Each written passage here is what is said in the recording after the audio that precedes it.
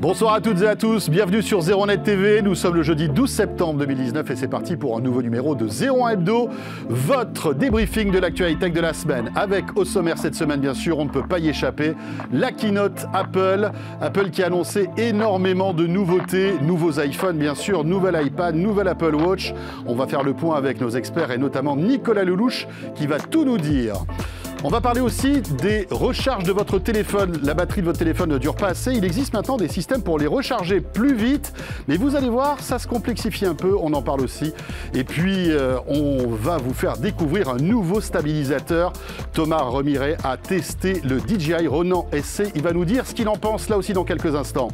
Et puis, les insolites du web avec le seul, l'unique. Il sera avec nous, Jordan Cosino. Il a parcouru le web et il nous a trouvé quelques trucs assez insolites. Voilà, bienvenue, c'est parti pour ce 01 Hebdo, votre rendez-vous tech de la semaine.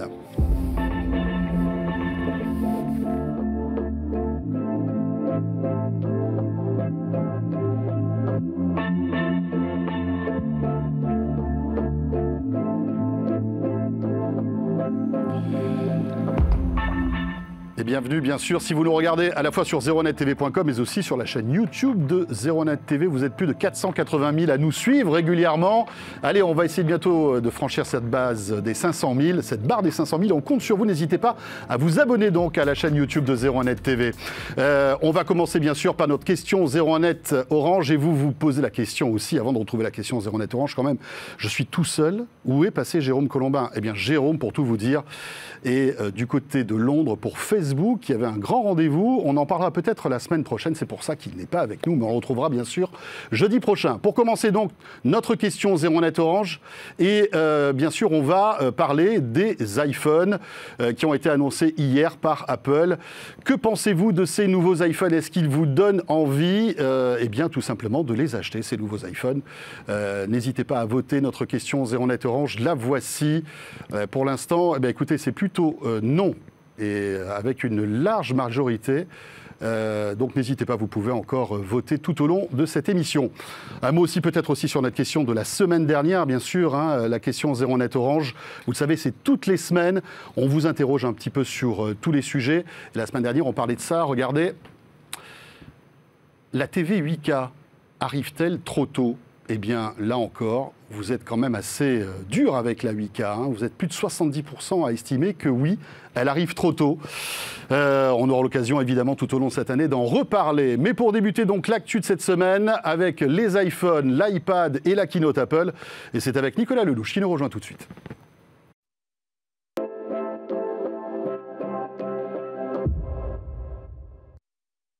Nicolas Lelouch, salut, comment ça va ? Écoute, super, tout va bien. Nicolas Lelouch, vous le savez, journaliste à 01net.com qui a suivi, comme nous, évidemment, toute cette belle soirée donc à Cupertino, dans le Steve Jobs Theater, où des centaines de journalistes, enfin tous les experts de la tech étaient réunis. Il y avait même d'ailleurs Pierre Fontaine, hein, de la rédaction de 01net.com qui était là. Qui au moment où on parle dans l'avion, il arrive. C'est ça, il sera là d'ailleurs demain. Alors, il y a plein de choses à raconter, bien sûr. Tout à l'heure, Frédéric Bianchi, qui est journaliste à BFM Business, nous rejoindra pour évoquer un peu l'aspect business, mais aussi parler des services, parce que Apple a été plutôt dithyrambique sur deux services qui vont être lancés, qui s'apprêtent à être lancés, à la fois le jeu avec donc Apple Arcade, mais aussi Apple TV+ dans la vidéo. On va en parler tout à l'heure, mais là on va se concentrer sur les nouveautés hardware. On commence bien sûr par les iPhones, parce que c'est le gros morceau.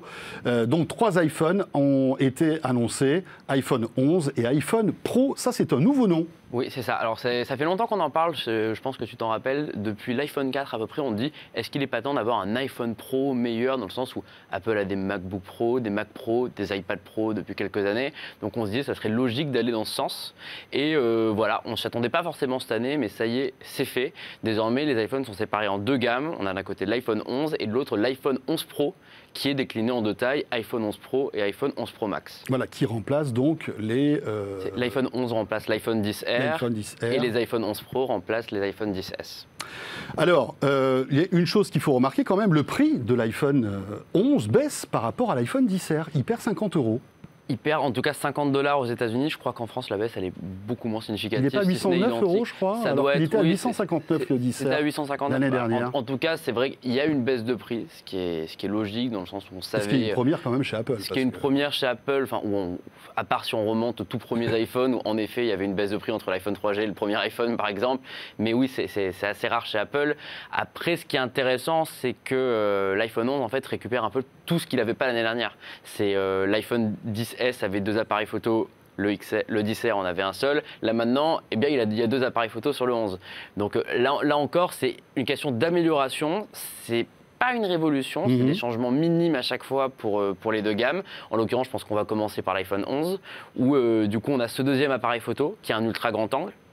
Donc vous allez pouvoir faire des photos paysages, vous allez pouvoir faire tout ce que les autres smartphones Android offrent déjà avec un ultra grand angle. Mais là où Apple essaye d'avoir toujours ce petit truc en plus qui fait que Apple veut toujours vendre plus cher et avoir son image de marque, c'est qu'ils disent avoir calibré la colorimétrie vraiment de manière très minutieuse entre chaque capteur. Donc du coup, on va avoir la possibilité de filmer par exemple avec les deux appareils photo de l'iPhone sans avoir de changement de couleur, ce qui pourrait être très pratique. Est-ce qu'il n'est pas le cas avec les Samsung Galaxy ou même les Huawei P30 par exemple? En tout cas, disons que c'est pas catastrophique. Ces constructeurs ne communiquent pas sur cette fonctionnalité de calibrage entre les trois capteurs. Nous, on le compare en laboratoire à 01net et on remarque en effet qu'il y a des petits changements de couleur. Maintenant, on ne le voit pas vraiment, ça va être très minime. Maintenant, si vous avez besoin de filmer pour faire un reportage professionnel, pour faire un court-métrage, bah oui, la différence, ce que vont vous apporter les iPhone 11, c'est là où vous allez le sentir. Après, Apple rattrape aussi son retard sur d'autres points, comme la photo de nuit, où on en a déjà parlé plein de fois sur ce plateau,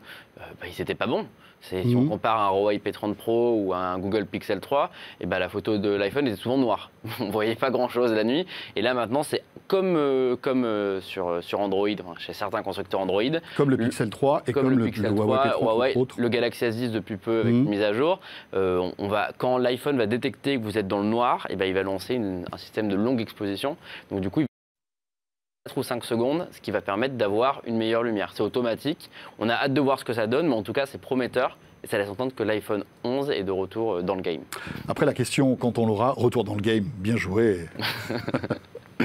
La question qu'on peut se poser, c'est est-ce que finalement Apple ne fait que rattraper le retard qu'il a par rapport aux autres, ou est-ce qu'il va prendre un petit peu d'avance aussi avec notamment l'appareil du Pro qui se veut, alors là, beaucoup plus perfectionné, 3 capteurs.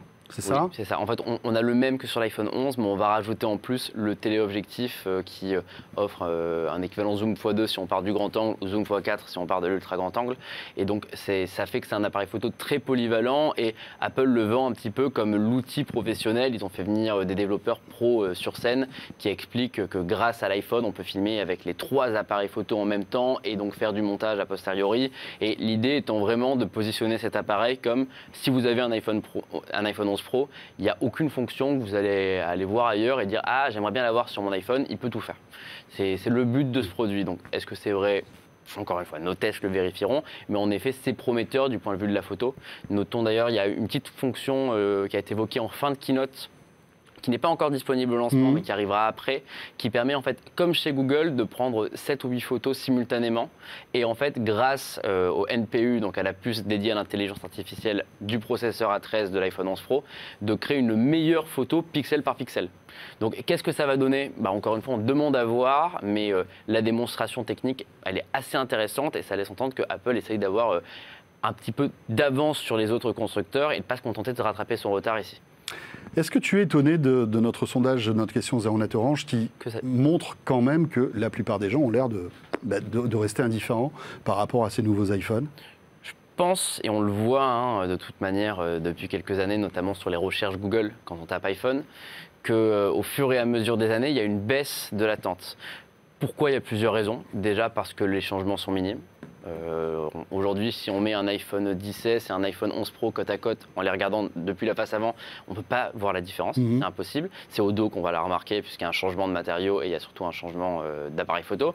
Après, il y a aussi les prix et le fait que le taux de renouvellement est plus bas. Je pense que vous en parlerez tout à l'heure, mais c'est évidemment plus problématique aujourd'hui de changer de téléphone tous les ans, tous les 2 ans, parce que ça coûte beaucoup plus cher et on garde son téléphone plus longtemps. Et bien sûr, il y a la concurrence qui aujourd'hui fait beaucoup parler, avec des téléphones qui sont souvent plus beaux que l'iPhone. Évidemment, c'est subjectif. Moi, je continue à penser qu'Apple a encore une petite marge d'avance sur certains points, notamment dans le petit souci du détail, dans les animations. Maintenant, par exemple, les Coréens ou les Chinois n'ont pas encore atteint. Ils sont pas loin, mais en tout cas sur le logiciel, il y a une image qui circule pas mal sur Internet.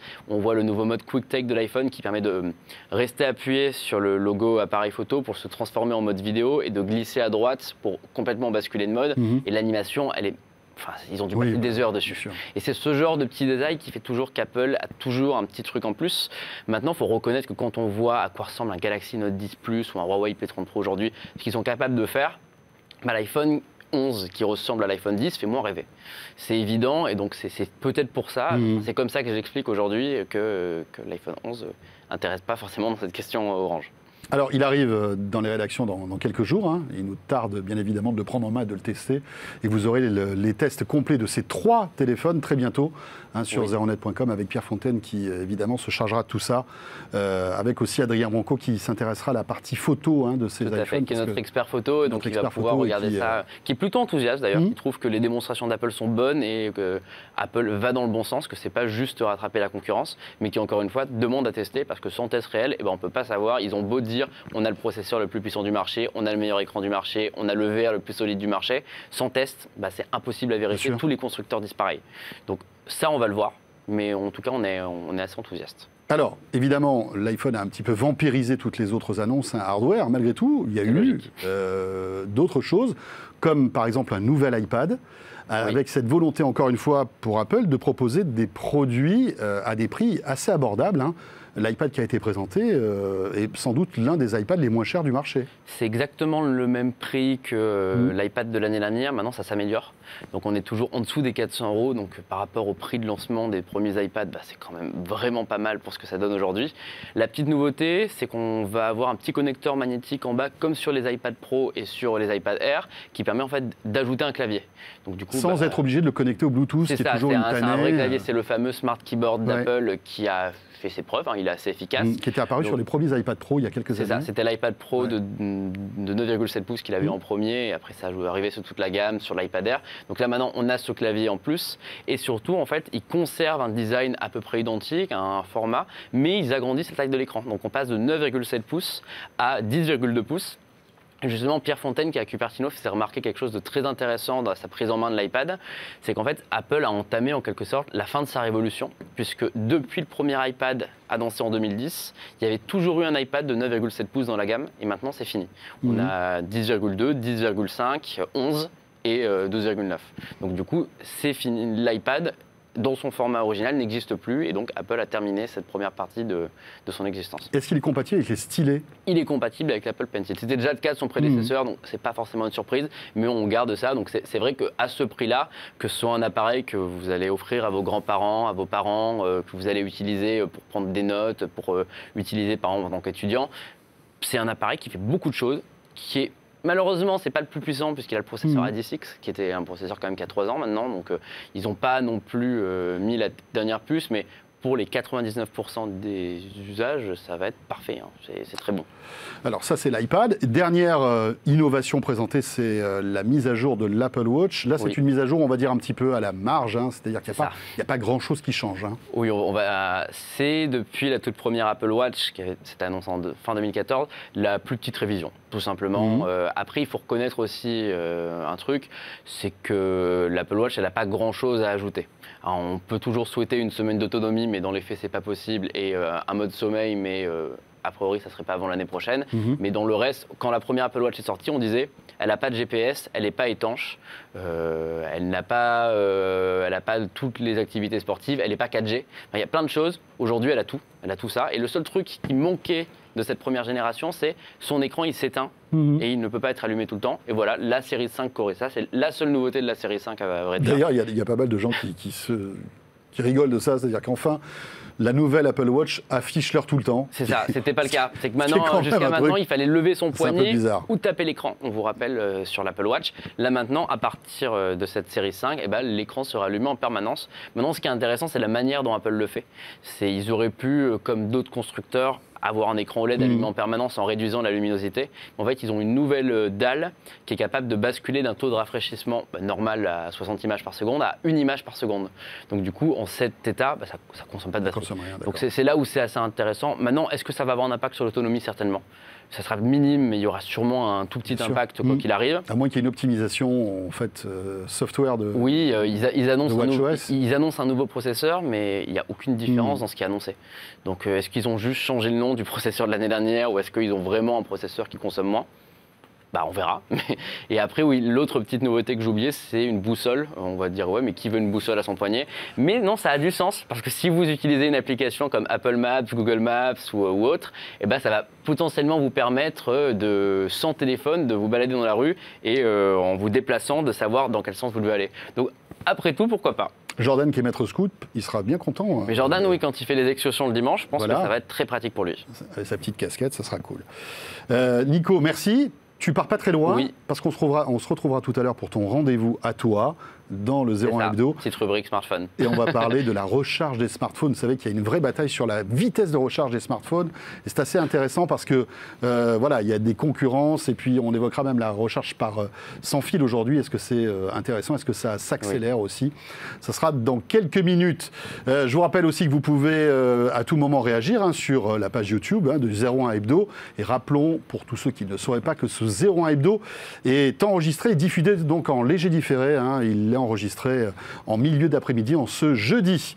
Il est temps maintenant, on va rester dans ce sujet des annonces Apple. On va peut-être s'intéresser un peu plus à la partie service, quoiqu'on va parler aussi des iPhones, avec notre invité tout de suite qui nous rejoint. Il s'agit de Frédéric Bianchi.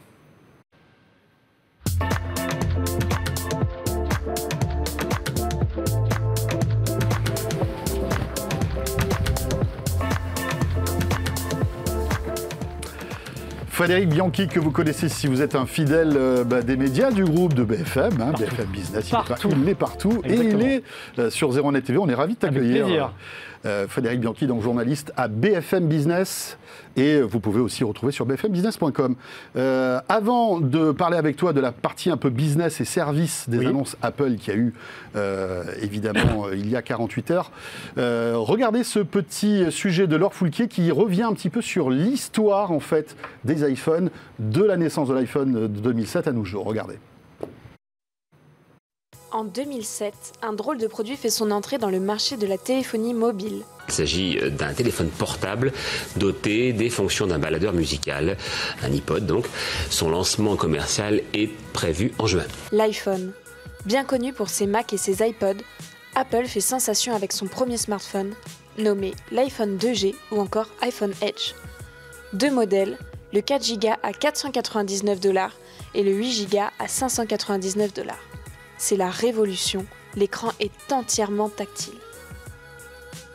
Après cette première sortie, ça s'enchaîne très rapidement pour la marque à la pomme. L'iPhone 3G sort l'année suivante et dévoile l'Apple Store et l'application Plan. Son successeur, l'iPhone 3GS, marque l'arrivée de l'enregistrement vidéo et de la commande vocale. Appelez François Sorel. François Sorel. Le smartphone connaît un nouveau design en 2010 avec l'iPhone 4. Coque arrière en verre et angle plus droit. Apple n'a plus à faire ses preuves, 600 000 réservations en 24 heures. La caméra frontale fait son apparition, Siri naîtra l'année suivante avec l'iPhone 4S. Ce qui fait que Jérôme, toi qui n'as pas d'amis, tu vas pouvoir avoir un ami virtuel, J'ai Siri. enfin un ami, c'est formidable. Adieu le chargeur traditionnel, bienvenue à la recharge Lightning avec l'iPhone 5. On notera l'arrivée du Touch ID avec l'iPhone 5S. Tim Cook annonce cette fois-ci la plus grande avancée dans l'histoire de l'iPhone. L'iPhone 6 débarque accompagné de sa version plus grande, l'iPhone 6 Plus. C'est la première fois qu'Apple propose deux tailles pour le même produit. Quelques années plus tard, en 2016, l'iPhone 7 et l'iPhone 7 Plus sont les premiers modèles à être étanches. Vous l'attendiez, alléluia, ce nouvel iPhone 7 est étanche, les amis, ça y est. On peut dire adieu à la prise jack. Pour fêter ses 10 ans, la marque sort l'iPhone 10. On ne connaîtra donc jamais l'iPhone 9. Mais c'est tout de même une belle évolution. Écran Super Retina borderless, le Touch ID laisse place au Face ID et l'appareil photo est désormais un 12 mégapixels. Cette semaine, à Cupertino, 3 iPhones ont été annoncés. L'iPhone 11, l'iPhone 11 Pro et l'iPhone 11 Pro Max. On décrypte avec notre invité de la semaine. Et oui, le premier iPhone en 2007 et aujourd'hui, 2019, 12 ans après, donc cette nouvelle version de ces iPhones avec les iPhone 11. Frédéric, bon alors bien sûr, évidemment à BFM Business, on avait beaucoup parlé de ces iPhones parce que c'est aussi quelque chose d'assez intéressant sous le prisme de l'économie et du business. Un mot quand même perso, est-ce que, je sais que tu es un utilisateur d'iPhone, est-ce que... Un iPhone 8 cassé d'ailleurs. iPhone 8 cassé. On va peut-être passer au suivant. Voilà. Est-ce que ça te donne envie par exemple de craquer pour ces nouveaux téléphones ? À titre personnel, c'est difficile. Moi, l'autre jour, j'ai fait une émission sur BFM Business avec un certain François Sorel qui m'a dit il faut attendre l'année prochaine. Et il m'a convaincu. Oui, je vais peut-être attendre l'année prochaine. Les nouveaux modèles, les nouveaux form factors. C'est vrai que là, cette année, alors, il y a l'attrait-prix. Hein, c'est vrai que l'iPhone 11, il sera à 800 €, je crois. Bon, ça baisse par 809 et c'était 859 l'année dernière. Donc oui, le prix est intéressant. On a envie d'y aller. En revanche, sur les fonctionnalités, je ne vois pas vraiment la différence entre le 11 et le XR de l'année dernière. Bon, quelques améliorations, mais voilà. Et je ne ferai rien en plus par rapport à ceux qui sont sortis l'année dernière, si ce n'est que je le paierai un peu moins cher. Voilà. Donc peut-être que j'y vais cette année, mais le problème c'est que si j'y vais cette année, je n'irai pas l'année prochaine, et j'ai plutôt envie d'attendre l'année prochaine. Bon, il y a plein de gens qui, à mon avis, vont faire comme toi. Malgré tout, l'iPhone XR qui est sorti l'année dernière a été un énorme succès. Tim Cook l'a rappelé sur scène lorsqu'il est monté et qu'il a commencé à évoquer le business des iPhones.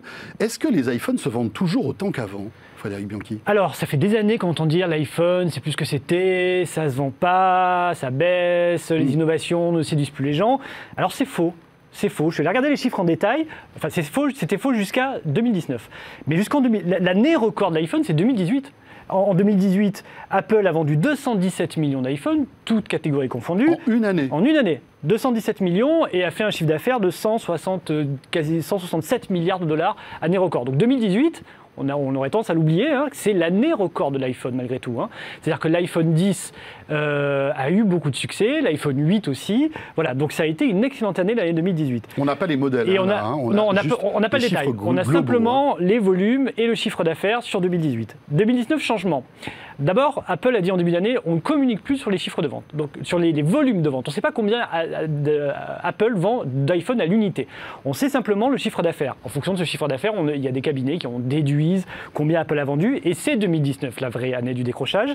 Là, depuis le début d'année, ils ont réalisé 15% de chiffre d'affaires en moins, et on estime qu'ils ont vendu à peu près 148 millions d'iPhone contre 171 millions l'année dernière à la même période. L'année n'est pas terminée.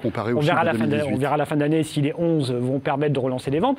Donc là, cette année, oui, il y a un décrochage, c'est-à-dire que le 10S et le 10R n'ont pas eu, alors surtout le 10S d'ailleurs, parce que le 10R, oui, c'est bien vendu, mais le 10S n'a pas eu le succès escompté.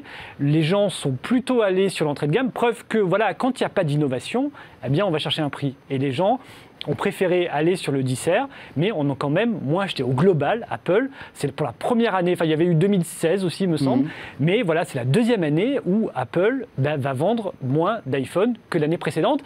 Alors pour quelle raison ? Donc innovation.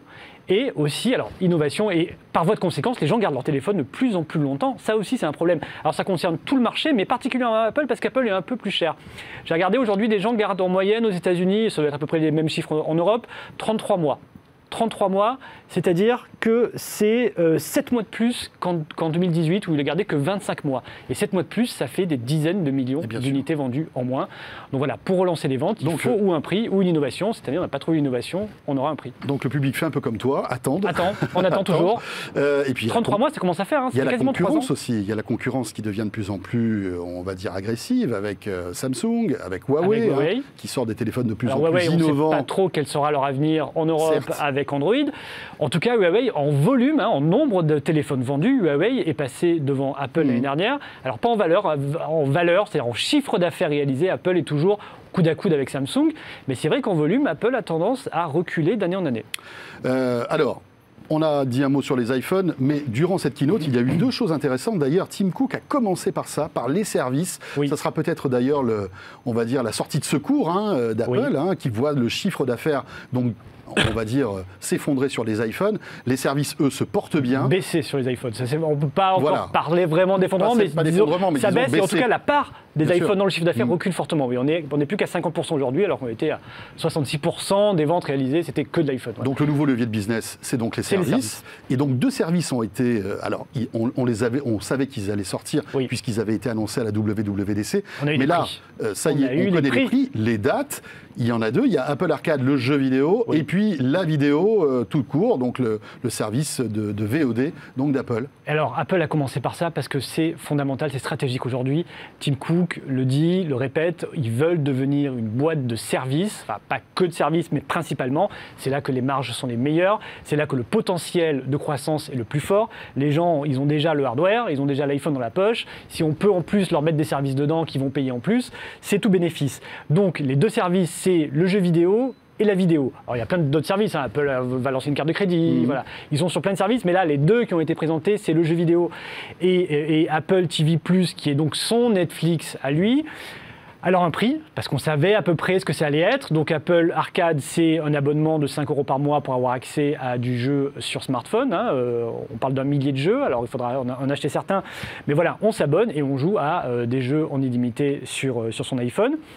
Donc alors c'est pour tous les membres de la famille en plus. Hein. Voilà, c'est pour toute la famille. Voilà, donc s'il y a plusieurs téléphones, il pourrait y avoir plusieurs comptes Apple Arcade. Jusqu'à 6 comptes.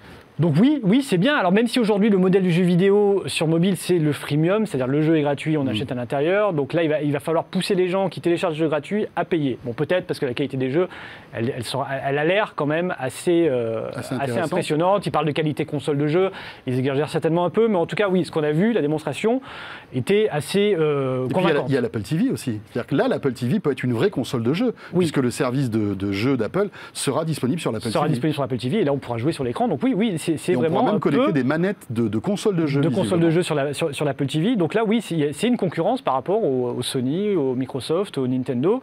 Ils vont se retrouver un peu en frontal. Ça fait des années que les fans de jeux vidéo disent Apple, ils vont arriver, ils vont acheter Nintendo, ils vont voilà. Ben non, ils font pas ça. Ils arrivent eux-mêmes avec leur propre service et leur propre vision du jeu vidéo. Donc voilà, on attend de voir ce que ça va donner, mais c'est le prix, 5 € par mois, c'est vrai que c'est quasiment $1. Donc ça peut fonctionner comme ça. Je crois qu'en plus, il y a une période d'essai. Il y a une période d'essai gratuite. Tout comme sur l'Apple TV+, donc qui est le service de Netflix d'Apple. Là aussi, ça c'est le gros morceau. Hein. Oui, c'est ça. Là, c'est vraiment, pour moi, c'est la plus grosse annonce de mardi soir. Hein. C'est vraiment ce qui nous a le plus attrapé. Les iPhones, bon, on savait tout. Voilà. On n'a pas eu vraiment de nouveautés. Là, oui, c'est la grosse annonce. Ils l'avaient déjà annoncé, ils ont donné un prix. Avec Apple, on sait que les prix, c'est souvent vers le haut. Ben là, ce sera les moins chers. Apple arrive avec un Netflix maison qui vendront à 5 $ par mois, donc 5 € par mois, avec 1 an gratuit, ça aussi c'est très fort, sur l'achat d'un appareil Apple. À partir du moment où j'achète un iPhone, un iPad, ou un iPod, je crois bien, j'ai 1 an gratuit du service Apple TV+. Apple TV+, pour toute la famille. Ce qui veut dire c'est une subvention de 60 € finalement, hein, 5 € par mois x 12, ça fait une subvention de 60 € quasiment de ton téléphone. Le service est gratuit pendant 1 an. Et après, on devra payer 5 € par mois. 5 € par mois, encore une fois, c'est quasiment $1. Hein, évidemment, on ne va pas dire que c'est rien du tout. Mais voilà, par rapport à un Netflix qui aujourd'hui joue entre 12 et 15 €, Apple arrive avec 5 €. C'est très fort. Après, on peut se poser la question, qu'est-ce qu'on aura pour 5 € par mois ? Voilà, c'est ça. Parce que Netflix, on sait ce que c'est. Après, on aime ou on n'aime pas. Il y a énormément de choix sur Netflix. Ils produisent énormément de séries. Je crois qu'ils mettent 15 milliards par an pour produire en fait du contenu. Énormément de contenu. Le service d'Apple sera quand même un cran au-dessous, en tout cas à son lancement. Bah là, pour le moment, ils ont annoncé des programmes produits maison, hein, avec une série qui s'appelle Si, grand spectacle. Dont on voit la bande-annonce à l'écran. Grand spectacle, une espèce de Game of Thrones à la Apple, avec Jason Momoa d'ailleurs qui joue dans Game of Thrones. Game of Thrones à la Apple, ça fait peur. Hein, on aura une série aussi, un show le matin avec Jennifer Aniston. Ouais. Hein, Tim Cook l'a dit, Jennifer Aniston pour la première fois depuis Friends, elle revient à la télé et ce sera chez nous. Et je crois que c'est l'une des séries les plus coûteuses de toute l'histoire de la télévision. En fait, il me semble, oui. Morning Show, ça s'appelle. C'est ça, Morning Show. Donc voilà, ils ont parlé de programme à eux. Est-ce qu'il y aura autre chose en plus ? Quelle sera la production d'Apple ? Est-ce qu'ils mettront autant de séries sur Netflix ? Alors même si Netflix est critiqué pour trop en mettre et pas forcément des séries de qualité. En attendant, bon voilà, ça fait un gros catalogue. Il y a un fond de catalogue impressionnant avec des films aussi, parce qu'il n'y a pas que des séries, il y a aussi les films. Est-ce qu'il y aura des films sur Apple TV+? On n'en sait rien. A priori oui, mais on ne sait pas. D'après ce que j'ai compris, il y aura un fond de catalogue aussi que Apple aurait sécurisé avec les majors. Mais du fond de catalogue, quoi. Mais bon, voilà, c'est ça. C'est ce qu'on va retrouver aujourd'hui sur Amazon Prime. Oui, bien sûr. Même Prime sur Video. Netflix, il y a un fond de catalogue sur Netflix aussi. Mais dans quelle quantité? Voilà, donc ça fait, oui, c'est une grosse annonce, c'est un prix attractif, mais est-ce que pour 5 € par mois, il y aura vraiment du contenu suffisant? Ce sera difficile, ce sera sans doute assez difficile pour Apple, parce que si Netflix met un prix à 12 € par mois, et c'est pas tout à fait rentable d'ailleurs, comment va faire Apple pour rentabiliser son investissement avec 5 € par mois non plus? Voilà, sachant que le service, c'est pour Apple quelque chose où ils veulent être très rentables, ils veulent pas perdre de l'argent, c'est pas un produit d'Apple. Chez Amazon, oui, c'est un produit d'Apple. On vous donne Amazon Prime Video gratuitement pour qu'après vous vous abonnez et vous achetez les produits. Chez Apple, non. Chez Apple, il faut gagner de l'argent avec le service. Donc, s'ils font pas cher, on risque d'avoir du contenu un peu chiche peut-être. La réponse sera d'ici le mois de novembre, il me semble, pour le lancement de l'Apple TV+. Et puis de toute façon, j'ai l'impression que c'est rentré dans le mœurs le fait que ces services de SVOD augmentent leurs tarifs comme ça. Je veux dire, voilà, de manière naturelle, Netflix l'a fait plusieurs fois. On peut très bien imaginer qu'Apple, l'année prochaine ou dans 2 ans, pourra peut-être le faire, surtout quand le catalogue devient conséquent, passer peut-être à 7, 8 $, 9, 10 $. On voit qu'il n'y a pas ce qu'appellent les économistes d'élasticité prix, c'est-à-dire que Netflix peut augmenter ses prix, il y a toujours de la croissance du nombre d'abonnés. Alors, selon certains trimestres, ça baisse, ça monte, mais globalement, voilà, les gens acceptent de payer un peu plus cher, mais ils acceptent de payer plus cher parce que Netflix est installé depuis 4-5 ans, voire plus aux États-Unis. On sait ce qu'on a et on en a pour notre argent. Apple, s'ils veulent augmenter leur prix, il va falloir que le service s'installe, qu'il propose du contenu intéressant et que les gens disent bon, ok, je veux bien payer 3 € de plus parce que c'est vraiment bien Apple TV+. Apple TV+, qui arrive en France, là, puisqu'il va être disponible d'un coup dans 100 pays. On aurait pu craindre qu'avec la chronologie des médias, la France soit un peu laissée de côté. Finalement, non, parce qu'il y a des programmes à eux. Voilà, c'est des programmes à eux, ils font ce qu'ils veulent avec leur contenu. Et ça arrive très vite, je crois, début novembre. Moi, j'ai vu 12 novembre, oui. 12 novembre, ce service dont on aura l'occasion de reparler. Merci beaucoup, Fred Bianchi. Avec plaisir. Que vous retrouvez sur BFM Business et bfmbusiness.com. La suite de ce 01 Hebdo, c'est tout de suite avec Nicolas Lelouch qui nous rejoint. On va parler de la recharge de votre téléphone.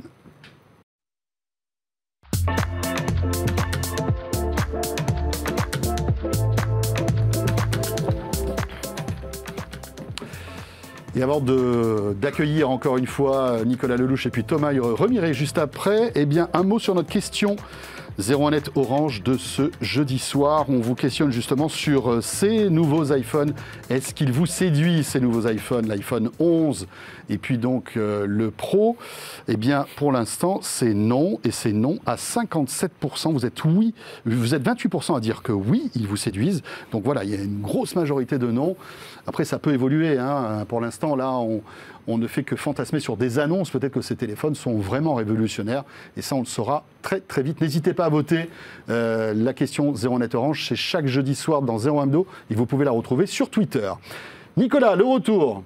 Bonjour François Sorel, comment allez-vous? Comment ça va? Très bien. Est-ce que vous êtes rechargé entre deux chroniques? Oui, j'ai la charge ultra rapide. Justement. Mais voilà. Tiens, juste pour terminer, pour boucler la boucle avec les iPhones, les nouveaux iPhone 11 Pro seront livrés avec, alléluia, un chargeur rapide de 18 watts. Oui. Ça n'était jamais arrivé chez Apple. Tout à fait. C'était vendu en option. Enfin, c'était compatible depuis quelques générations, mais il fallait payer 40-50 € de plus. Ben voyons. Là, maintenant, oui, on a un chargeur de 18 watts. C'est le même que dans les iPad Pro. Maintenant, attention, on est quand même chez Apple. Et donc, si vous achetez l'iPhone 11, vous avez le chargeur 5 watts, le même depuis le premier iPhone, parce qu'il n'y a pas de petites économies. Oui, tout à fait. Oui, le chargeur du pauvre. Bah, attendez, vous mettez que 809 € dans un iPhone, vous avez forcément le chargeur du pauvre. Si vous avez un iPhone 11, vous pouvez quand même attendre 3h30 pour charger votre téléphone, c'est normal. Enfin, franchement. Non, mais franchement, attendez, c'est quand même assez bizarre comme. C'est bizarre, oui. Parce que pour eux, ça leur coûte quoi, 2 $ de plus? Franchement. Ça aurait été un beau geste de mettre 18 watts partout. À l'échelle industrielle d'Apple, ça coûte quoi de mettre un iPhone 18 watts pour tout le monde? Ça veut dire qu'Apple considère que la recharge rapide est pro. Voilà, et premium. Quelque chose qui doit être pour les produits pro. Sauf que, alors, Apple considère que c'est pour les pros, mais ça fait belle lurette. Tout à fait. Pour qui? Chez les autres constructeurs, c'est quelque chose qui est devenu commun aujourd'hui. Oui, on va parler un peu Android maintenant. C'est un peu ce que je couvre un peu plus d'habitude, donc voilà. Oui, en fait, on a même pas une longueur d'avance, on a 2 longueurs d'avance dans mon Android parce qu'ils sont plus à la charge rapide, ils sont à la charge ultra rapide maintenant. Ça fait déjà bien 4-5 ans que tous les téléphones Android viennent avec des chargeurs de 10-15 watts qui permettent en moyenne de charger en 1h30 le téléphone. Donc avec ça, du coup, c'était déjà de la charge rapide. Apple, en comparaison, c'est 3h15 aujourd'hui, le 10S, donc c'est beaucoup. Avec le 5 watts. Avec le 5 watts, bien sûr. Le 11, on testera quand on l'aura. Et du coup, là, depuis l'année dernière, on a la charge ultra rapide qui est apparue. Donc là, en fait, on essaye de battre des records. J'ai pris des notes parce que c'est impossible de retenir tous ces chiffres. Le numéro 1, c'est le Oppo Find X qui, avec son chargeur de 50 watts, se charge en 33 minutes. Donc 50 watts, alors que, bon, si on fait le parallèle avec le nouvel iPhone, le chargeur fait 18 watts. Oui, mais après, tu vas voir que la puissance, en fait, ne fait pas forcément dire grand-chose. L'exemple, c'est pas lié à l'efficacité. Le Galaxy Note 10 Plus, il est livré avec un chargeur de 25 watts et il charge en 1h01. Ce qui est déjà très bien. Après, c'est l'optimisation, on va dire, de tout ça, quoi. Oui, évidemment. Et en fait, tout va être dans la manière de recevoir l'énergie. C'est bien de délivrer une telle puissance, mais parfois, les smartphones, ils vont se limiter pour éviter d'exploser, ce qui est une bonne raison. C'est une bonne raison. C'est ce que fait Oppo qui est le plus intéressant, d'ailleurs. J'imagine les ingénieurs qui testent la recharge rapide, le nombre de téléphones qu'ils ont dû voir exploser. Sincèrement, je pense que ça doit être un fiasco. On va parler, tu vois, ça va. Christophe, mets le chargeur de 100 watts sur le téléphone, là. Mais on sort de la pièce avant. On va y venir, mais après, je fais juste un point sur l'existant. Chez Huawei, on a 40 watts et c'est 53 minutes. Et chez Motorola, on a 27 watts et c'est 45 minutes. Donc, c'est vraiment, pour l'instant, les 3-4 marques qui sont les meilleures en termes de recharge. Et donc, on est maintenant sous l'heure, ce qui est assez impressionnant. C'est-à-dire qu'aujourd'hui, un téléphone qui a 0, avec ces chargeurs-là et ces modèles-là, on peut les recharger en moins d'1 heure pour la plupart. En moins d'1 heure, même en une demi-heure sur un Oppo. C'est incroyable. Et là où Oppo est le plus intéressant, et c'est là que ça vaut le coup d'expliquer comment ils font, eux justement, pour avoir discuté avec eux, ils disent voilà, 50 watts c'est trop et on ferait exploser une batterie. Donc ce qu'ils ont fait, c'est qu'ils ont mis 2 batteries dans le téléphone. Et en fait, ce qu'ils font, c'est qu'ils chargent 2 minutes, 2 minutes, 2 minutes. Et l'avantage, en fait, c'est que la batterie n'a pas le temps de chauffer. Donc elle n'a pas le temps d'exploser. C'est pas bête. Mais du coup, il faut reconnaître que je trouve que ces technologies, elles ont un avantage pour les personnes. Si vous êtes organisé, vous chargez votre téléphone le soir, vous vous dites sûrement, mais qu'est-ce qu'on se moque de la recharge rapide. Mon chargeur de 5 watts de pauvre, je dors 6-7 heures par nuit, ça me suffit de me charger 3 heures, quoi.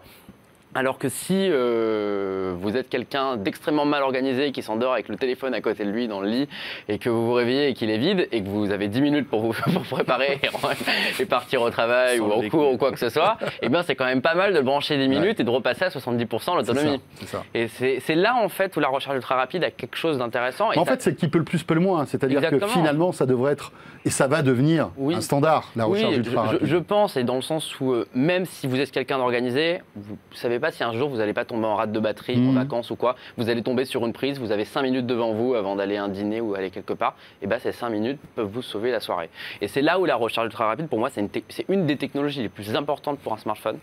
Et on est content de voir les constructeurs l'adopter et c'est intéressant. Et d'ailleurs, c'est assez intéressant de voir qu'on progresse très vite en matière de recharge ultra rapide, mais on n'arrive pas à progresser dans l'autonomie en fait, de ces dites batteries. C'est-à-dire que finalement, d'année en année, on va grappiller, alors 1 heure par-ci, quelques minutes par-là. C'est pas là-dessus, en fait. On arrive qu'il y a une rupture technologique, en fait. C'est plus sur la batterie, en fait, qu'on a des ruptures technologiques, c'est sur les processeurs. C'est depuis l'apparition des processeurs gravés en 7 nanomètres, on voit des progrès. Enfin, le Kirin 980 qui équipe les Mate 20, P30 chez Huawei, c'est impressionnant. Enfin, on se retrouve avec... on passe de l'année dernière avec 11 heures d'autonomie à 17 heures.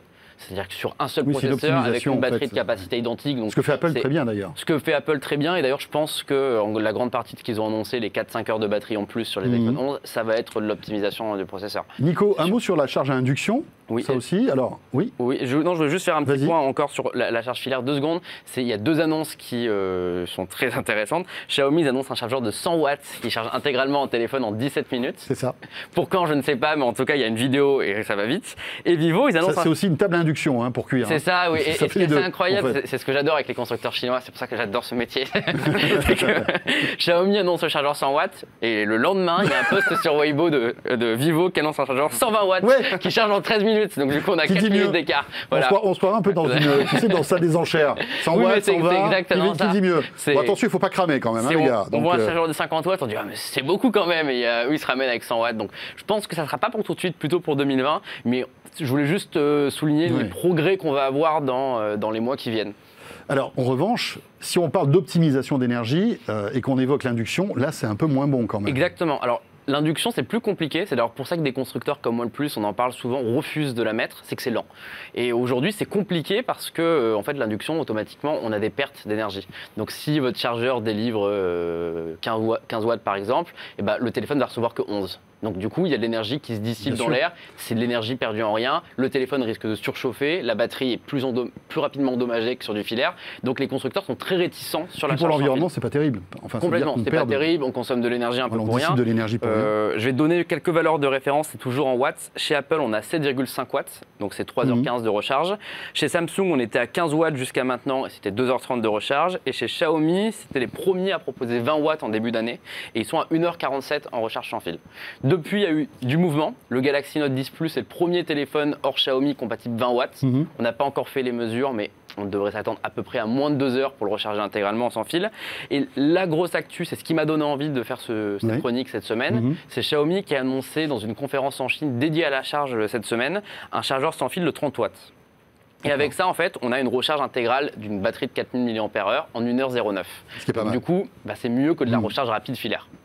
Donc c'est là où c'est très intéressant. Là aussi, on voit que l'induction progresse énormément. C'est ça. En termes d'efficacité énergétique. C'est là où il y a des gros progrès. Et Xiaomi, c'est pas juste un projet comme leur chargeur 100 watts. Ils ont un téléphone qui s'appelle le Mi 9 Pro 5G, qui n'est pas encore annoncé, mais ils l'ont fait un peu en one morphing. Et a priori, ça pourrait être dès la semaine prochaine.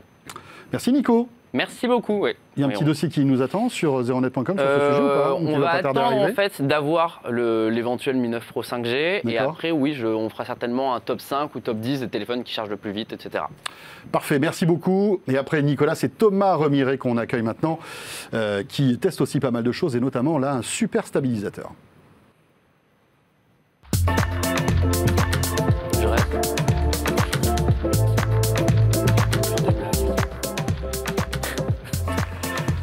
Salut Thomas. Salut François. De la rédaction de zeronet.com aussi. Thomas qui teste pas mal de produits, alors parfois insolites. Ouais, parfois très mauvais aussi. Des trucs bizarres. Voilà, par exemple, je sais pas moi, des trucs qui ressemblent à des AirPods de loin, mais dès qu'on s'approche, on voit que c'est pas des AirPods et ça coûte $10. Bon, c'est moins bon que les vrais AirPods. C'est même carrément nul. Hein, faut être honnête. Sauf que là, tu as testé Sauf que là, c'est presque un coup de cœur finalement. Alors là, on s'est dit, Thomas s'est fait plaisir, parce que Thomas aussi, chez nous, fait des vidéos. Tu es devant la caméra et tu es derrière la caméra. C'est ça. Donc là, c'est presque ton regard en fait de pro que tu as posé en fait sur un stabilisateur DJI. Ouais, alors ça s'appelle le DJI Ronin SC. Donc pour expliquer les stabilisateurs vidéo, c'est, vous voyez par exemple les stabilisateurs que vous avez pour smartphone par exemple, qui vous permettent d'avoir une image ultra fluide, super smooth, très smooth, exactement. Ça existe aussi pour les caméras, sauf que pendant des années, premièrement, ça coûtait extrêmement cher et c'était super encombrant. DJI, l'année dernière, ils avaient déjà annoncé quelque chose de beaucoup plus compact, le Ronin S, pour des boîtiers, appareils photo, etc. Et cette année, ils reviennent avec un truc encore plus petit, ça s'appelle donc le Ronin SC. Ça pèse 1,3 kg, c'est monstrueux en termes d'ingénierie, c'est incroyable de faire ça. Et vous pouvez installer des petits boîtiers. C'est-à-dire qu'en fait, DJI s'est dit, les vidéastes, ils en ont marre d'utiliser des grosses caméras, ils utilisent des petits appareils photo, on va faire un stabilisateur pour ces usages-là. Donc il y a 10 ans, vous aviez 14 sacs, aujourd'hui vous avez tout dans un sac à dos. Et avec aussi un système qui sera meilleur que les iPhones, parce que des stabilisateurs pour iPhone, il en existe un bon paquet. Si on veut monter en qualité, rien ne vaut un petit réflexe ou alors un compact avec objectif interchangeable. C'est ça, exactement. Alors, ce qui est vachement bien là-dedans, donc déjà c'est que c'est extrêmement petit, on l'a dit, ça supporte des boîtiers jusqu'à 2 kg, donc c'est vraiment du matos plutôt léger, mais aujourd'hui en vidéo, on peut quand même avec 2 kg faire vraiment pas mal de choses. Et il y a une fonction que j'ai vraiment trouvé sympa, c'est que souvent quand vous avez un stabilisateur, en fait il faut savoir que ça marche avec 3 axes comme ça, et souvent il faut quand même équilibrer un minimum votre caméra dessus, pour pas fatiguer les moteurs, parce qu'après il y a un moteur qui s'active. Et donc souvent vous êtes comme ça avec votre boîtier, vous galérez, vous essayez de maintenir l'axe en même temps que vous essayez de mettre le truc, c'est une galère. Et là DJI ils se sont dit, on a qu'à mettre des petits loquets, tout bête, mais ça marche super bien. Vous pouvez équilibrer axe par axe, du coup ça prend 5 minutes, c'est un vrai plaisir. Ensuite vous activez, et là vous mettez votre caméra et c'est parti, on n'en parle plus. Et alors, on se dirait, c'est déjà pas mal, mais ils ont fait encore mieux. DJI, on sait, ils utilisent pas mal les applications mobiles avec leurs drones, etc. Ils se sont dit, tiens, si on utilisait ce qu'on savait faire pour les drones, pour le stabilisateur vidéo. Donc du coup, on a une application qui s'appelle Ronin, qu'on va pouvoir utiliser en association avec ce stabilisateur. Et vous allez par exemple pouvoir faire du suivi de personnes, de mouvements ou d'objets. Typiquement, je suis tout seul pour me filmer, je vais faire un vlog, je vais faire un reportage, quelque chose, je suis tout seul, c'est pas au bout du bras comme ça, c'est pas super pratique. Je peux, via l'application, je pose mon téléphone sur le boîtier, il y a un petit accessoire qui est fourni. Il va utiliser la caméra de votre téléphone pour suivre en fait le sujet que vous avez décidé. Donc par exemple moi, donc je peux arriver en reportage, je pose ma caméra, j'active l'application et là, la caméra va me suivre automatiquement avec un mouvement ultra fluide. Je peux aller en haut, à droite, à gauche. Il faut un mode automatique là. Comment ça fonctionne en fait? En fait, vous allez sur l'application, vous activez le mode et vous sélectionnez une zone. Donc ça peut être toi, ça peut être n'importe quel objet. Donc et après, il va plus bouger de cette zone-là. Et en fait, il va suivre en fait comme le ferait par exemple un focus. Sauf que là, du coup, en fait, il y a un mouvement. Donc vous pouvez tourner autour, vous baisser à droite, à gauche. Franchement, c'est super bien. Et alors, le mieux, ça coûte 359 €.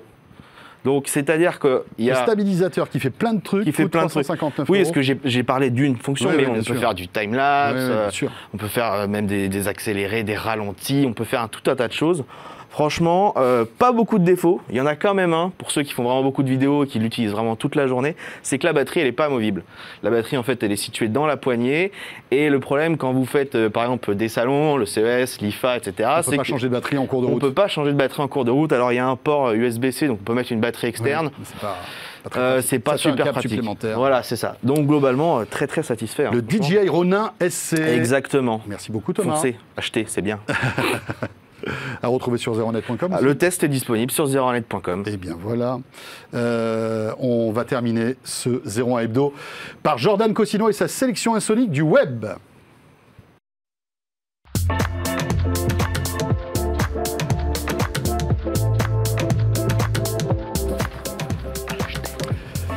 Et puis, je vous rappelle que vous pouvez commenter ce 01 Hebdo sur la page YouTube de 01net TV. Et puis, au passage, abonnez-vous, n'hésitez pas. Franchissons ensemble cette barre des 500 000 abonnés qui est à portée de main. Elle est juste là, les amis. Salut Jordan. Salut, comment ça va? Ça va bien? Bah plutôt bien, bon, j'espère que t'es abonné à la page 01net TV. Et depuis longtemps. Depuis longtemps. Depuis que je suis arrivé. Même pas avant. Il a fallu que tu arrives pour t'abonner. Non, si 01net TV, je connais depuis un petit moment. Mais vu qu'on a créé la nouvelle chaîne, il y a aussi la possibilité de s'abonner. La chaîne 01net. Oui, exactement. Tout simplement. Oui, voilà, la chaîne 01net, avec une autre vision éditoriale de la tech. Jordan, ta petite sélection donc, du web. Qu'est-ce que tu as sélectionné pour nous? Je vous ai trouvé trois petites choses. Enfin, je t'ai trouvé, je dis mais je pense à Jérôme, qui n'est pas là. Le spectre de Jérôme qui est là. Tu sais, je regarde dans cette direction. Je vais trouver trois petites choses très sympas. À commencer par, tu sais, j'adore les produits un peu qui se font financer par les gens. Je trouve ça trop cool. Et on voit exploser des idées, parfois bien, parfois complètement nulles. Mais là, je t'ai trouvé. On a tous déjà fait des petits avions en papier, mais des avions en papier qui ne volaient pas. Et là, tu te dis comment il va relier la tech à un avion en papier, hein. Et c'est là où couché. Là, non, ça va être très rapide, tu vas voir. J'ai trouvé un produit qui s'appelle Power Up et qui te propose de tuner, on va dire, de pimper ton avion en papier. Génial. Je trouve ça incroyable. Ça a récolté énormément d'argent. Ce produit a récolté plus de 3 millions de dollars. Alors que c'est un espèce de petit... C'est un truc avec des élastiques dedans? Je sais pas comment te dire. Non, c'est pas un truc avec des élastiques, c'est des bouts de plastique que tu mets sur ton avion et avec un petit moteur et tu vas les contrôler via ton application et tu vas pouvoir complètement diriger ton avion. C'est-à-dire que tu vas fabriquer un avion en papier. Classique, ouais. En suivant, j'imagine, un mode d'emploi, etc. Ouais, tu fais comme tu veux. Voilà. Et ensuite, tu rajoutes ce petit kit. Génial. Et avec ce kit, tu prends. Ouais, on et voit après, ce kit, tu peux le faire voler. Ouais, c'est ce qu'on voit derrière. T'as un petit moteur, des petites hélices, et t'as même des kits de LED. T'as plein de trucs. Tu peux tu le pimpes quoi, ton truc. Top, quoi. Et tu peux le faire voler. Si jamais, bon voilà, il y en a qui aiment les cerfs-volants. Si t'aimes les avions en papier, et tu peux te régaler via une application. Et après, tu télécommandes en fait avec ton iPhone. C'est ça. Et tu peux le bouger avec le gyroscope du téléphone, etc. C'est vraiment plutôt pas mal. Et je trouvais ça assez rigolo. Ça coûte. Alors, c'est un petit peu cher pour ce que c'est. On va pas se mentir. Ça coûte 45 €.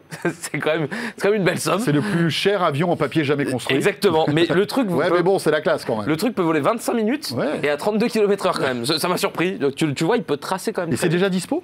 Ça se fait financer. C'est toujours en crowdfunding. C'est ça. Mais les gars ont déjà récolté quand même 3 millions de dollars, ce qui est pas mal.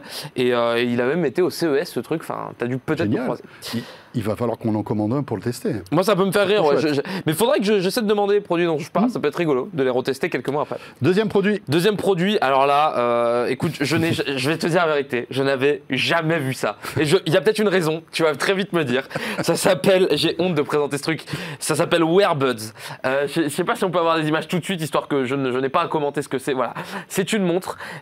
Tu connais le système des AirPods, qui sont des écouteurs true wireless. Bien sûr. Eh bien, écoute, Wear Buds, qu'est-ce que ça te permet? Ça te permet d'avoir des écouteurs true wireless que tu charges dans une montre que tu as au poignet. Voilà, c'est exactement ce que tu viens de voir là. Oui, si on peut avoir la tête de François, parce que ça mérite un plan, je pense. Non, mais attends, j'ai pas bien compris. C'est une montre qui intègre à l'intérieur des buds, en fait, des écouteurs. Et tu as un emplacement pour les mettre. Et si tu veux sortir, tu as juste à appuyer sur ta montre et tu as des 2 écouteurs qui sortent, ils se chargent. Et je me suis dit, on n'en avait jamais vu. Et je me demande, je comprends peut-être pourquoi. Mais la montre sert à quoi?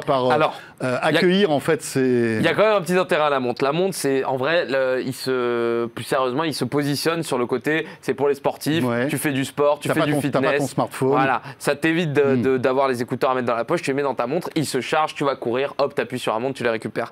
Il y a un suivi du rythme cardiaque, t'as un suivi fitness tracking, calories, etc. T'as un podomètre, c'est un peu une Apple Watch mais où tu rajouterais tes AirPods quoi. Après je trouve ça assez gros, c'est pas très beau, je me vois pas forcément porter ça, avoir la qualité audio aussi, ce que ça vaut, c'est quand même le but Et là on en est où? C'est sorti? Alors ça a récolté aussi énormément d'argent, ça a récolté quasiment 1 million d'euros. Pas mal. Donc ça va, vous allez potentiellement avoir ce produit, enfin au moins le voir, après l'avoir je ne sais pas. Mais en tout cas voilà, et pour ce qui est des prix, ça commence à $69, c'est ce qui me fait un peu peur, c'est qu'avoir des très bons écouteurs à $69, ça me paraît un peu risqué quand même. Il n'y en a pas beaucoup. Enfin, j'en vois beaucoup passer à la rédaction des écouteurs. Et en général, il faut les mettre très un petit bons, peu plus. Le son, ça se paye, malheureusement. Et ça va de $69 jusqu'à $149. Donc voilà, à voir, hâte de voir ça débarquer chez nous. Et j'espère qu'on le testera. Troisième produit, rapidement. Troisième produit, très vite. Un produit, alors là, c'est vraiment le futur. C'est incroyable. C'est des chercheurs du MIT qui ont trouvé un truc qui s'appelle, donc ils ont nommé Photo Chroméléon. Donc ça parle, oui, alors dit comme ça fait pas hyper rêver, je te l'accorde. Mais c'est une nouvelle technologie sur de l'impression de couleurs sur des objets. En fait, cette chaussure que tu vois, elle a 2 couleurs. Et elle a une couleur qui peut être activée via un projecteur et elle peut être désactivée via des rayons UV. En gros, ton produit a 2 couleurs, une que tu vois de base et une qui se fait activer via un projecteur ou enlevée par des rayons UV.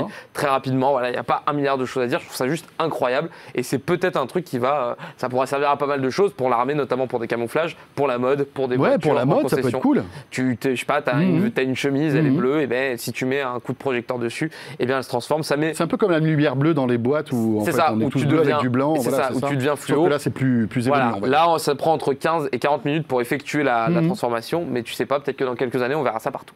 Voilà. Top. Bah merci. Merci Jordan. Merci à toi. Les coups de cœur de Jordan de la semaine pour terminer ce 01 Hebdo. On sera totalement complet après avoir jeté un dernier coup d'œil sur notre question sur Twitter 01net Orange. Depuis tout à l'heure, on vous sollicite concernant les nouveaux iPhones. Est-ce que les nouveaux iPhones vous ont séduit suite à l'annonce de Tim Cook et la keynote d'avant-hier? Écoutez, pour l'instant, c'est toujours non. C'est non à 56%, oui à 29%, ça remonte un petit peu. Et vous êtes quand même 15% à être partagé. C'est-à-dire, vous ne savez pas trop, peut-être que vous êtes tout comme nous, un peu dubitatif, vous attendez de savoir un peu ce qui va se passer. En tout cas, n'hésitez pas, vous pouvez continuer à voter sur notre question 01net Orange. Le chiffre final, le verdict, ce sera le jeudi prochain. Voilà, ce 01 Hebdo est terminé. Jérôme Colombin sera à mes côtés de retour la semaine prochaine. D'ici là, portez-vous bien, merci de nous suivre. Et on se retrouve évidemment pour toute l'actualité high-tech, vous le savez, tous les jours sur 01net TV, sur la chaîne aussi YouTube de 01net. À très vite et bonne soirée à vous toutes et à vous tous.